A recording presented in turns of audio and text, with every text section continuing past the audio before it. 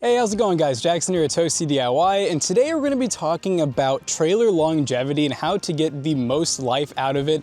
And the size doesn't matter, the material doesn't matter, pretty much all of these tips are going to apply, so let's go ahead and get into it. So my test subject here is a brand new 2025 14-foot trailer. Now this is called a tandem trailer because you have 4 wheels, so 2 axles, tandem. And this one specifically is more of a utility trailer, as you can tell by the 2-foot dovetail with the drop-down gate.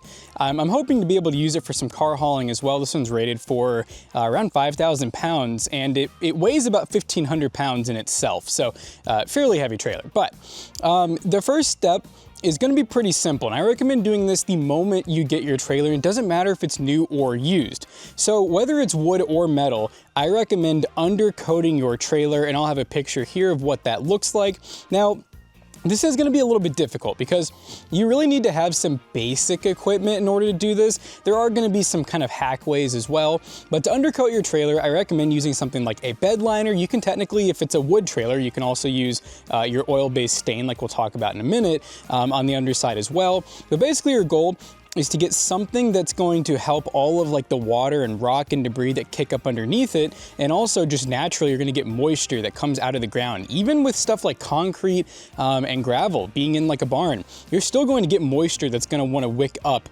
in these humid days, and it will cause some rusting and also some wood rot, or if you just have all metal, just rusting and oxidization underneath your trailer. So I used bed liner for mine. I just did a spray on. I did wear a respirator while I did it. What I ended up doing was I have an actual, this is just a riding mower, but I have a tractor with a heavy hitch. So I can actually lift up the trailer pretty well. I lifted it up probably about, I don't know, maybe 3 feet from where it is now. So that helped me get underneath a lot of this. And then I just took a basic car jack. I mean, 1,500 pounds isn't a lot, you know, compared to a car. And then I just jacked up from the back, put my stands underneath it, put a stand in the front, and then boom, I was able to crawl under this trailer and spray the whole entire underside. So that includes the wood. Like I said, you can also use stain. There are some other kind of hack or like older ways of doing it where you can use like used motor oil, you can use diesel. Basically, you want something that's oil-based, something that's gonna really soak into the wood and add some UV protection. And this is something that you're going to want to redo. I would honestly say if you're keeping it outside and you're using the trailer a lot, probably once every 1.5 years. Now, if you're like me and you got, if you're lucky enough to have, you know, I got a barn here. It's not the prettiest, but it keeps the sun and the rain off of it.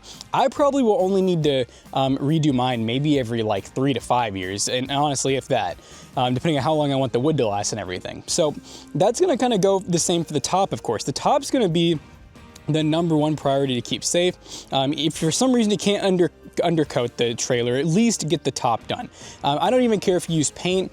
I think it's best to use a stain, and I think it looks amazing too. This is a red mahogany from it's Australian timber oil. They sell it at Lowe's and some other places, but it's basically a deck stain. You can use it on fences, decks, all kinds of things.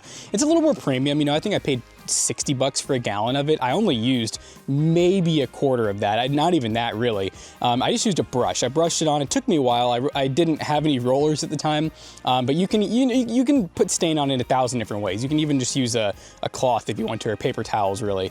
Your goal is just to really not like soak the top. You can see where I kind of got a little too heavy in some spots, but you're just trying to get that stain to evenly coat the top. Like I said, you can use used motor oil. I don't really recommend it. I'd honestly just get some stain because I think it looks a lot better, and I think it would hold up a little longer. And I've even heard of people using like diesel and stuff, but I think with how much, you know, diesel costs anyways, you might as well just buy a cheap quart of stain, you know, some exterior stain that has like a UV protection. And that kind of brings me into the barn portion of things. So we talked about undercoating, we talked about top coating. Now, ultimately, this is like the final step of the boss. If you're able to have a way to cover your trailer, it's gonna last a long time. And I mean like triple the life that it would if it was out in the sun. And by the way, just because you have it out of the sun, let's say I park underneath this tree here, right? Seems like a great idea. Okay, that's the UV protection part. It's no longer getting tons of UV rays, which dry out the wood prematurely and cause dry rotting and cracking. Cool. Well, when you're parked underneath shade, you're gonna get rainwater that'll accumulate on top, and that's where you get molding. So then the wood gets oversaturated with water, which is gonna cause swelling. It's gonna cause mold and mildew, and it's gonna cause the wood to get soft and rot out. So basically, both the sun and the rain are a trailer, especially wooden trailer's enemy. So if you can cover the trailer with even like a tarp, making sure that water's not getting underneath it and just soaking on it, or if you have a way to cover it, that's going to get you a lot more life out of it. Now, it's understandable that a lot of people can't do that. So it is what it is, and that's where, coating it's gonna really help as well. So those are like I would say the 3 most basic ways to just get a really long life out of your trailer in terms of the looks and like the overall usage of it. Now, we're gonna get into the more niche things, I would say, the things that a lot of people don't really think about. And number 1 is gonna be your yearly maintenance. So you're probably like, what, yearly maintenance on a trailer? What does that mean? Well, there's some basic stuff. So number 1 is your wheels are always gonna have grease fittings, or at least they should. Some older trailers, you may actually have to take the hubs apart. So you have to like take the wheel off basically, and you have to repack the wheel bearings. It's not super hard to do, in all honesty. I've done it on many cars, and I've done it on a couple trailers. It's really not a big deal, but most modern trailers are going to have this little rubber cap, which will come off. Let me see if I can actually get this off here. So when you take this rubber cap off, there's actually a Zerk fitting. A Zerk fitting is just a fancy way of saying grease fitting. It's just a type of grease fitting. And so it's a very standardized one that pretty much any grease gun will be able to do. Basically once a year, you're just gonna put about, I'd say like 6 to 8 pumps of grease in there. And that's going to protect each wheel bearing. So you should be able to get a long time out of your wheel bearings. Now, there is some fine lines with wheel bearing grease. So number 1 is if you're not driving the trailer like a ton, you probably don't have to do it once a year. If it's kept underneath storage, you're not driving a ton, you really don't need to do it once a year, I would say. Now, if you're using the trailer a lot, or if it ever gets submerged, so if you're driving through a lot of puddles, or if it's a boat trailer, because this video kind of applies to boat trailers too, it doesn't matter, it's any trailer. Anytime a wheel bearing gets submerged, you really need to be re-greasing those hub assemblies pretty often.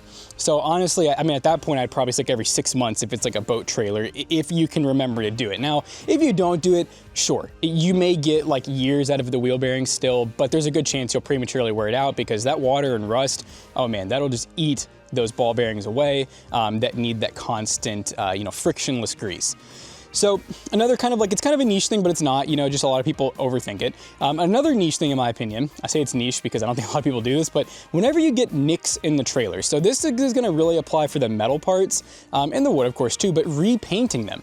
So just keep a can of good black spray paint handy. This is gloss black or semi-gloss, doesn't really matter, but whenever you can think about it, there's gonna be parts of the trailer that you're gonna wear a lot quicker. So for example, like these parts that move, you can already see I got a little bit of, wear from pulling the gate up and down. But that's a good example. Just keeping stuff like that coated is going to help you get a lot more life out of your metal especially. And I really see that on the underside of trailers because I have another trailer over here. It's like a 5x8 enclosed. And this trailer, sadly, it spent most of its life outside. It was actually my grandpa's trailer and I bought it from him. So it's kind of sentimental to me. I want to hang on to it. But, sadly, it's a 2014 and it spent a lot of time outside. Now, I did undercoat it finally. Recently, this was like last year. So it looks a lot better. But man, those frame rails were very rusty. And what's crazy is this thing does not leak inside. All the seals, I've checked it, everything's good. But even then, all the wood underneath it there's spots where it's very rotted.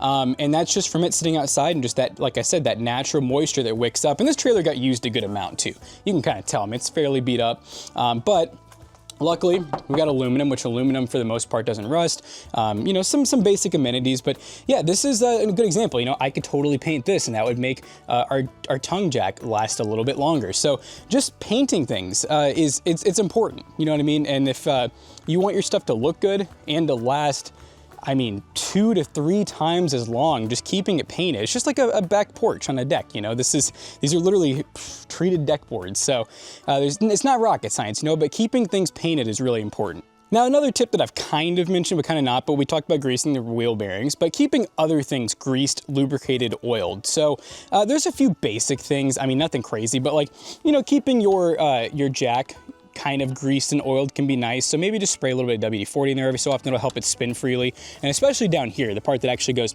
up in there with the gear assembly, you can definitely get a lot more life out of it. And, you know, there's like some basic things too, like greasing your hitch and the actual tongue of the trailer can help, because that is gonna kind of wear inside of there. So just like a little bit of wheel bearing grease every so often can definitely help, or even WD-40, whatever you can find. It's not really a big deal, but you know, movable parts, basically anything that moves and creates friction. So these would be a good thing to, you know, throw some WD-40 or gun oil or whatever on. Obviously your hinge assemblies, you know, if you have like a gate and whatnot, much like the wheel bearings, right? It's anything that moves is gonna create friction, it's gonna wear paint. So you gotta remember, oil not only is gonna help reduce friction and make things easier, but it also prevents rust. So it's much like paint would. So, you know, just keeping things oiled and greased can be very, you know, important for your trailer. And then my last tip, my last piece of advice is keeping things up high. So that kind of pertains to everything from the wiring, because I've noticed a lot of trailers on Marketplace. That's where I'm getting a lot of this from too, by the way, guys, is I've bought and sold, I don't know, maybe like 5-6 trailers by now. And I do a lot of research on them, and I see a lot of these trailers that are almost brand new. I mean, they're 2023s, 2022s. The boards are already rotted out. They already have lights that don't work. And I'm just like, how? Like, because it doesn't even look like they use it that much. They just kept them outside and they just didn't take care of them. So keeping your wiring kind of tidy and high. So whenever I move my trailers, I make sure, which actually, look, I'm not even taking my own advice, making sure that you're not dragging wiring assemblies, because see, look, we got grass all over this. We do have dielectric tune-up grease, but that's another piece of advice, by the way, for your trailer electricity. Some dielectric tune-up grease that helps keep water and stuff like that out.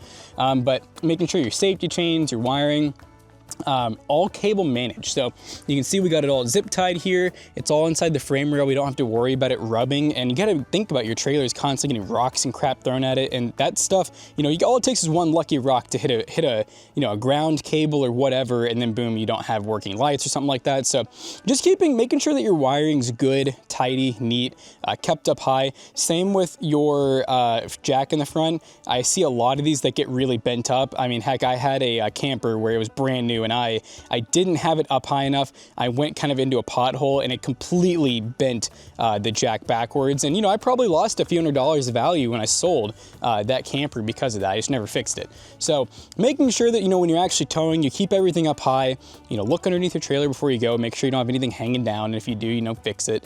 And that's pretty much it. I don't really feel like I've missed anything, but I'd like to know down below. You guys feel like there's any other ways that you have found that keep your trailer lasting longer? And even give advice on, you know, have you had trailers that didn't last long at all? And why do you think that they didn't last long? But anyways, I hope you guys enjoyed today's video. If you did, make sure you let me know down below. We'll see you guys in the next one. Peace out.